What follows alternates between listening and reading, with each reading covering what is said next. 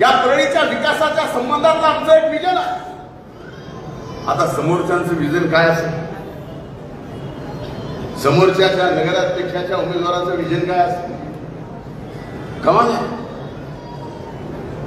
विधानसभेला सोबत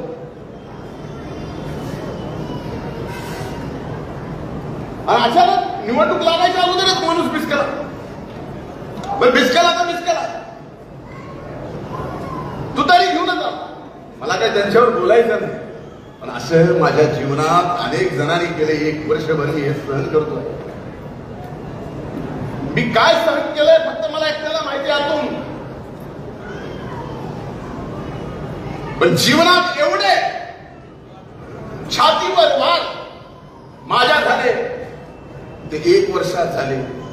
एवढे वार होऊनही मी थोडाही डगमगलो नाही, कारण सर्व शक्ती तुमची माझ्या पाठीमागे होती. ज्यांनी माझी मदत घेऊन आज दगाफटका केला असेल त्यांना एवढंच सांगणं आहे, करी किसने मदत भूले हुए हैं, करी किसने मेहनत भूले हुए हैं, करी किसने मदद भूले हुए हैं, समंदर का वो हद भूले हुए हैं. उन्हें औकात में लाना पड़ेगा, उन्हें औकात में लाना पड़ेगा. कई तालाब अपनी हद भूले हुए हैं.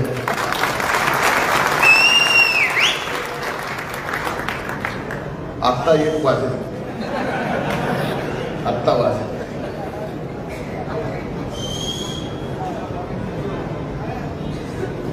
परळीत यायचं उठसूट कसं यावं करायचं का, या गोष्टीचा तुम्हाला वेदना नाही झाला?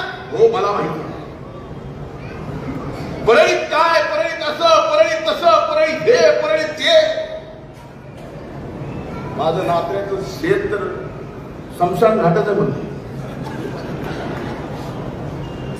होता म्हणले एकदा बघा, अरे काय किती सहन करायचं. हे सहन मी केलं, गप्प राहिलो, कारण शेवटी संयम महत्वाचा असतो. आपणही सर्वांनी तशा परिस्थितीत ताकद